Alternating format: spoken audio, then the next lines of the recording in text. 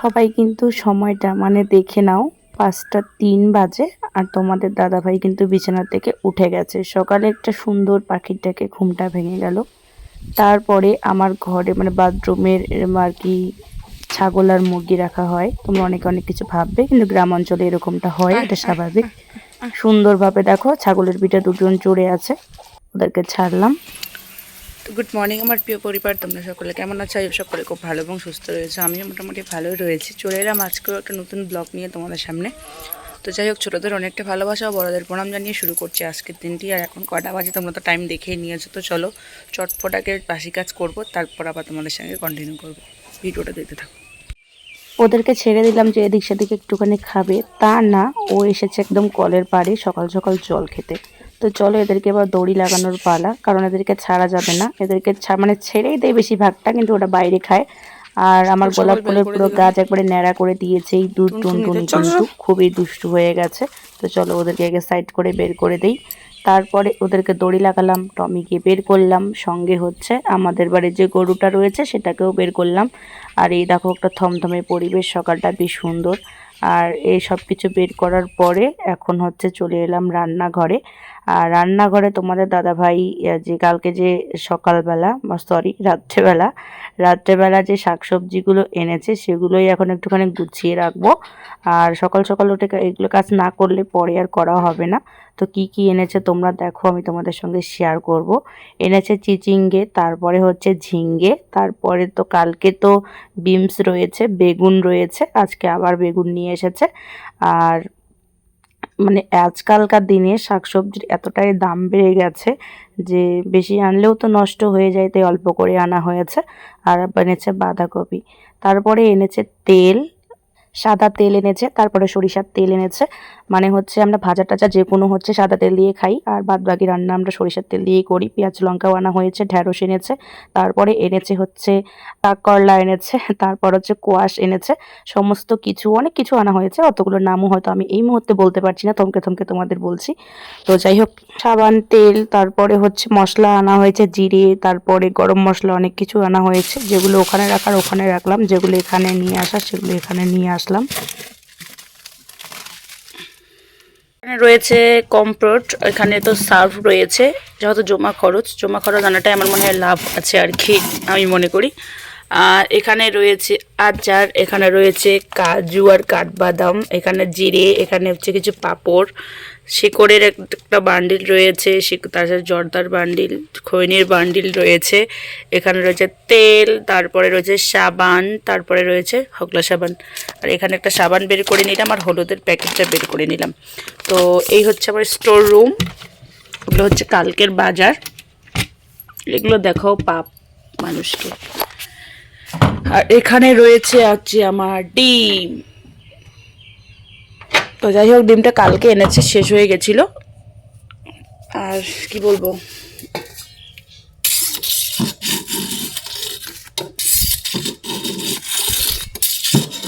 এদিকে আমার একটা চাবি পড়ে গেছিলো, চাবিটাকে বের করতে পারছি না দুদিন থেকে, কোথায় রে।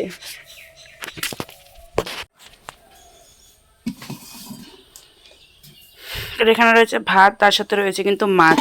তো চলো আগে আমি পুরো বাসি কাজগুলো সেরে নেব, তারপর বাদ বাকি কাজ করবো। তো বাসি কাজের মধ্যে তো বিছানাটাই আগে পড়ে। তো চলো বিছানাটাকে একটু পুরোপুরি একদম পরিষ্কার করে ক্লিন করে নেই, তারপর বাদ বাকি। কারণ মেয়েকে একটু বাদে বাদে বিছানায় শুয়ে খাওয়াতে হয়, তারপর হচ্ছে ওকে ঘুম পাড়াতে হয়, কিছুক্ষণ পর পর ঘুমায়। তো এই কারণে সবার ফার্স্ট হচ্ছে এই বিছানাটা। আমার এই বিছানাটা স্টিলের, এত লেভেলের গরম হয়, আর জানলা দিয়ে পুরো রোদটা পায়, তার মধ্যে বিছানায় তোষক আছে, এত গরমে মানে থাকা মুশকিল। তো পুরো বিছানা আমার কমপ্লিট,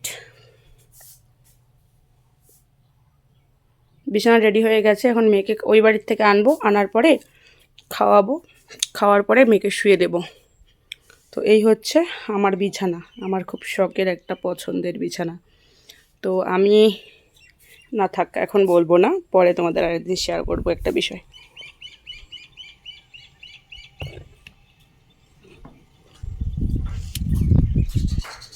হাওয়া দিচ্ছে, খুব সুন্দর পরিবেশ।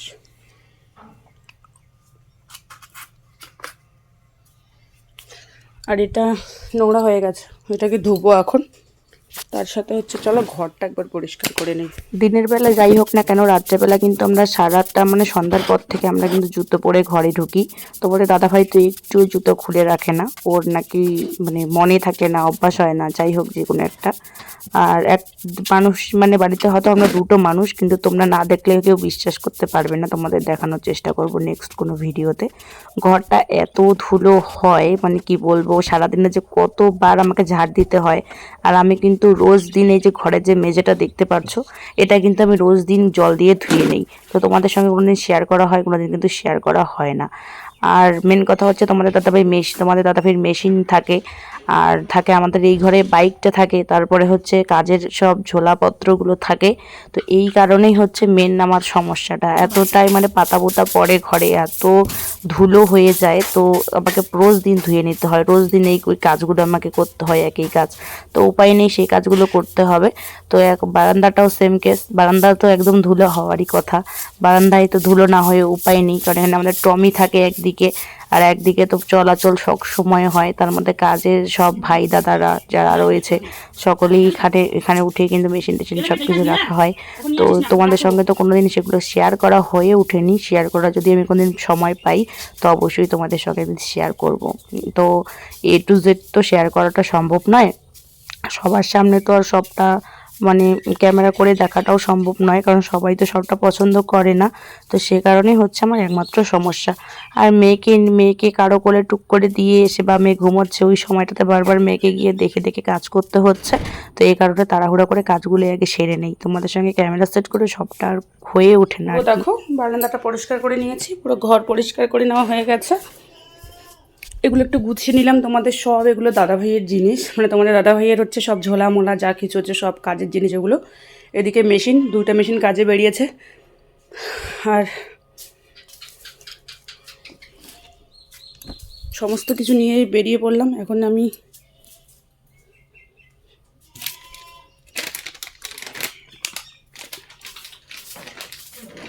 আর আকাশের দেখো পরিস্থিতিটা, বৃষ্টি বৃষ্টি ভাব, ঝোড়ো একটা হাওয়াও দিচ্ছে।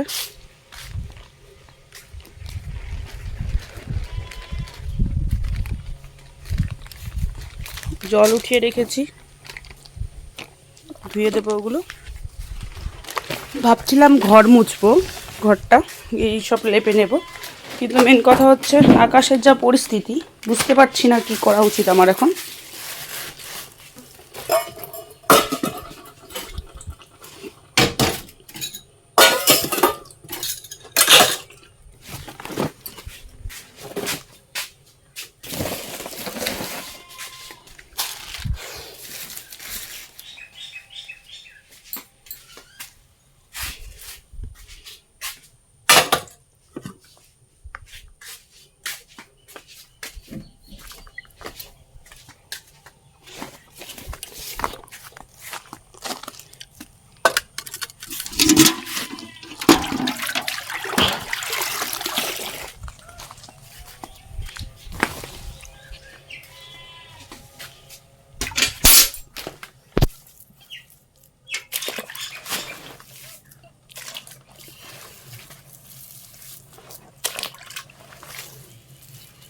এই বর্ষার সিজনে বাড়িঘর তো নোংরা হয়ে যায়, যতই ঘন ঘন পরিষ্কার করো যাই করো না কেন, মনে হয় যেন কতদিন থেকে পরিষ্কার করা হয়নি।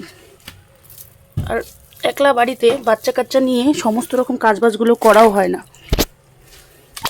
তো এই যে গোবর জলের মধ্যে ভিজিয়ে রাখলাম, এগুলোকে ঝাড় দিয়ে নেই, ঝাড় দিয়ে লেপে নেব। তো চিকেন আনা হয়েছে 1.5 কিলো, পটল কেটে নিয়েছি ভাজার জন্য, এদিকে মশলা কিছু করে নিয়েছি। তো চলো মশলাগুলোকে মিক্সিতে গুঁড়ো করব। ও সরি, মিক্সি তো আমার এখানেই রয়েছে।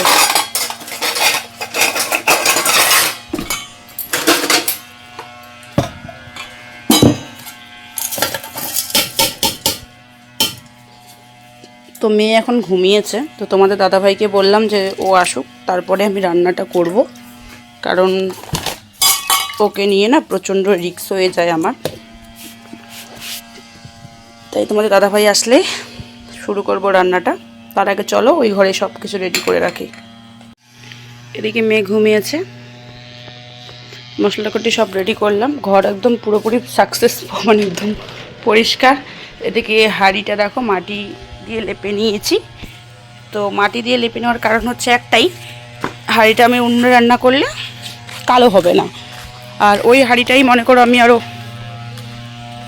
গ্যাসেও রান্না করে, এই কারণে। এক গাদা কাপড় ভিজিয়ে রেখেছি, কবে ধুতে পারবো বা কি করব কিছুই বুঝতে পারছি না।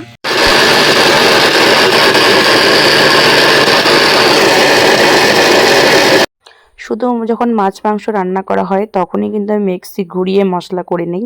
আদার্স কিন্তু আমি শিলনোড়ায় গরম মশলা জিরে টিরে মানে সবসময় তো আর মিক্সিতে করা হয় না, আমি কিন্তু সবসময় শিলনোড়ায় করি। আর আমার বর সেটাই বেশি পছন্দ করে, কিন্তু মিক্সিতে অতটা বেশি পছন্দ করে না। ভাতটাও বসিয়ে দিয়েছি। মেয়ে তো আরও ঘুমোচ্ছে, উঠলো, খাওয়া দাওয়া করালাম, আবার ঘুমিয়ে পড়েছে, হয়তো শরীরটা আর ভালো নেই। চাল দিয়ে দিয়েছি, ভাত হোক।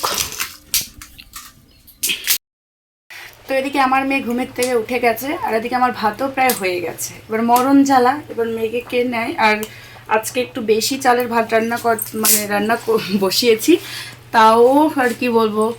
তো যাই হোক, 2 টাইমের মানে ভাত একবারে রান্না করছি জন্য আজকে হাঁড়ি ভর্তি ভাত। তার মধ্যে হচ্ছে তোমার দাদাভাইয়ের সঙ্গে কাজ করছে, ওর 2 জন লেবার, তারাও খাওয়া দাওয়া করবে, তো তাদের জন্য রান্না করছি। এবার এই হাঁড়ি তো আর একা হাতে নামানোটা সম্ভব হয়ে উঠবে না, চিন্তায় পড়ে গেলাম। আর মেয়েকে কালকে না এই জায়গাটার মধ্যে ছেড়ে দিয়েছিলাম, ছেড়ে দিয়ে কাজ করছিলাম, মানে এমনভাবে পড়েছে, তারপরে চোখের একটুখানি মানে ইয়েতে এই দিকটাতে লেগেছিল, ফুলে গেছিলো, রাত্রেবেলা লাল হয়ে গেছে। তো এই ভয়ে আর এখন ওকে মাটিতে নামাবো না, কারণ হচ্ছে আর কয়েকটা দিন যাক, তারপরে ও নিজে হামাগুড়ি দেবে, তো রিক্স হয়ে গেল প্রচুর। এখন ভাবছি যে কার কাছে একটু দেই। তো চলো একটুখানি বেরোই আগে, কার কাছে দেওয়া যায়, যদি কারো কাছে পাই তো দেবো। আর যাকে তাকে বাচ্চা দেওয়াও খুবই ভয় এবং খুবই রিক্স। দিনকাল ভালো না, নিজের মানুষগুলো বিশ্বাসঘাতকতা করে, নিজের মানুষগুলোও মনে করো যেটা আমরা ভাবি না সেটাই করে। তো খুব রিক্স, দিনকাল খুব খারাপ। তো এই কারণে ভেবেচিন্তে মানুষের হাতে বাচ্চা কাচ্চা দিতে হয়। আর আমি একা বাড়ি, একা সংসার, এখানে আশেপাশে তো সেরকম আমি কাউকেই চিনি না, শুধু নিজের 2-1টা বাড়ি ছাড়া। তো যাই হোক, দেখি কাকে দেওয়া যায়। বলে পাপা, বলে পাপা আছো, আমাকে একটু নাও, মামা কাজ করবে। বলো বলো বলো বলো বলো, পাপাকে বলো, বলো পাপা আসো, বলো।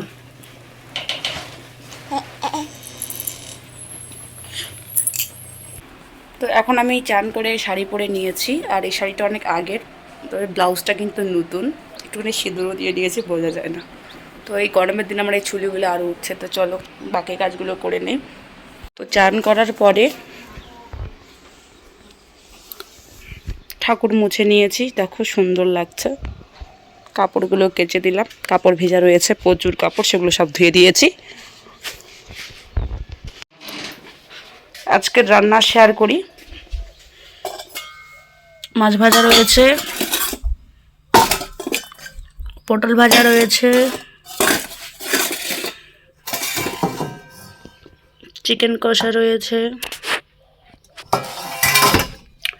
ডাল রয়েছে, আর রয়েছে ভাত।